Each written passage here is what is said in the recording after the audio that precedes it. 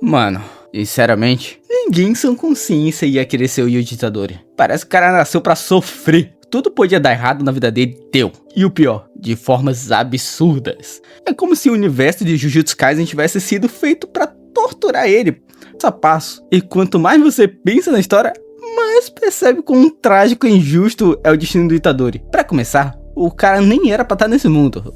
O Itadori era só um estudante normal, fortinho, com uma força sobre-humana e uma vida simples. Aí do nada, ele cai de paraquedas num mundo cheio de maldições, entre aspas, deuses antigos e monstros que ele nem sabia que existiam. Sem treinamento, sem poder, sem nada. Só com pura força física dele, que, convenhamos, não serve pra matar maldição nenhuma. E aí que vem o maior erro da vida dele. Comer o dedo do Sukuna, uma maldição milenar. Ele fez isso pra tentar salvar os outros. Só que acaba virando o receptáculo de um demônio que literalmente quer acabar com a vida dele. E o pior, por sorte, ele sobrevive. Mas essa sorte é tipo aquela sorte de ganhar um prêmio amaldiçoado. A vida dele nunca mais foi a mesma. Depois disso, começa o inferno na vida do Itadori. Itadori é jogado em missões de exorcismo, vê criaturas bizarras, morre logo de cara enfrentando uma maldição de nível especial na prisão. E só volta à vida porque o Sukuna quis, por puro interesse no Fushiguro. O cara literalmente ressuscitou ele só porque tava um pouquinho entediado e achou o Fushiguro interessante. Mas o pior ainda tava por vir. E tem nome Mahito. Esse desgraçado simplesmente arrancou o resto de humanidade do Itadori tinha. Matou Junpei, um garoto que o Itadori realmente queria ajudar. Transformou Junpei em uma criatura viva e distorcida. Uma dessas deformações bizarras que ele cria bem na frente do Itadori, só pra ver o desespero dele. E o pior, Sukuna recusou a curar o Junpei como se fosse uma piada. O Itadori ficou completamente destruído e não parou por aí. Mahito fez isso com várias pessoas, transformando humanos inocentes em monstros deformados que o Itadori achava serem maldições, mas na verdade eram pessoas vivas. O cara literalmente teve que matar seres humanos achando que estava exorcizando demônios. Imagina a culpa. E quando parecia que Mahito não podia piorar, e o momento que realmente quebra o Itadori de uma vez. O Sukuna toma o controle do corpo dele durante o acidente de Shibuya. E simplesmente centenas de pessoas inocentes. Homens, mulheres, crianças. Todos morrendo por causa de algo que o Itadori não pôde impedir. Ele vê o próprio corpo sendo usado para destruir vidas. E tudo que ele consegue é sentir nojo de si mesmo. Ele tenta pedir desculpas, tenta ajudar, mas nada apaga o que aconteceu. E logo depois disso, quando o Itadori já está completamente abalado, vem o golpe final de Mahito. A morte do Nanami e da Nobara. Primeiro Nanami, que explode na frente dele e consegue dizer suas últimas palavras. Agora com você.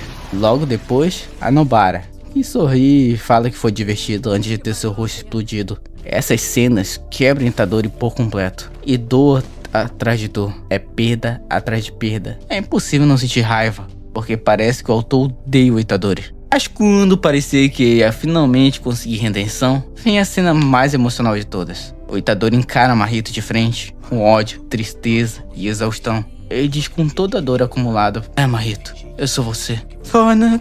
É o momento que ele aceita a escuridão dentro dele. A humanidade e o ódio que o Mahito representa. Ele se torna o que ele acha que é. Apenas uma ferramenta. Apenas uma engrenagem no mundo. E quando finalmente ele tá prestes a acabar com o Mahito, Kenjaku aparece. Rouba o momento, rouba a vitória dele e mata o Mahito no lugar de Itadori. Como se fosse o último resquício de justiça que Itadori poderia ter. E pra piorar, esse mesmo Kenjaku é literalmente a mãe do Itadori. Ou seja, até a pessoa que, entre aspas, deu a vida pra ele é a mesma que arranca tudo o que ele amava. E como se não fosse o suficiente, vem o jogo do abate. Um verdadeiro campo de guerra. Itadori é forçado a lutar contra dezenas de feiticeiros, cada um com habilidade e maldições insanas. Ele não queria matar, nunca quis. Mas ali, ou ele matava ou ele morria. Foi obrigado a sujar as mãos, a tirar vidas, mesmo que isso destruísse um pouco de paz que restava dentro dele. Em meio a esse caos, o único objetivo dele era libertar Gojo da prisão. Foram batalhas, perdas e sofrimento.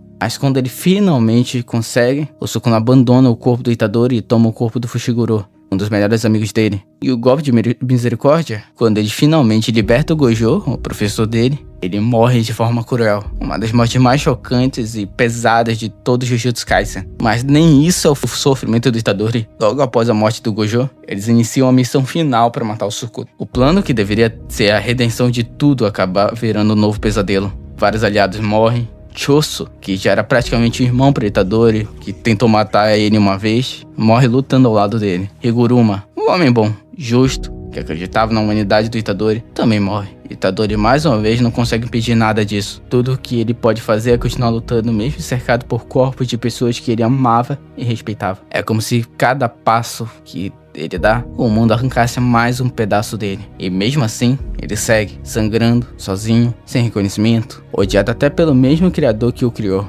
Claro, Itadori tem um dos maiores potenciais e talentos da obra, mas para que serve o talento e potencial quando você não tem força para defender aqueles que importam para você? Ser o Yuji Itadori não é viver um anime de ação, é ver o pesadelo constante. Ele perdeu tudo, viu o inferno de perto, e mesmo assim, o mundo ainda joga mais peso nas costas dele. E o pior, ele nunca pediu para estar ali, foi jogado no meio do caos, e desde então só tenta sobreviver. Então, pensa bem antes de dizer, queria ser o Itadori, porque sinceramente, você não ia aguentar ser o Itadori. O cara é o protagonista da própria tragédia, e nem mesmo o ator tem piedade dele. E no final de tudo, Itadori era só para ser um experimento de Kenjaku.